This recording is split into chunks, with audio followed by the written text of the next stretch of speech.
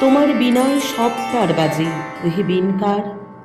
তারই মাঝে কেন নীরব কেবল একখানি তার? ভব নদী তীরে হৃদি মন্দিরে দেবতা বিরাজে, পূজা সমাপিয়া এসেছি ফিরিয়া আপনার কাজে। বিদায়ের ক্ষণে শুধালো পূজারী, দেবীরে কি দিলে? তব জনমের শ্রেষ্ঠ কি ধন ছিল এ নিখিলে? কহিলাম আমি, সঁপিয়া এসেছি পূজা উপহার।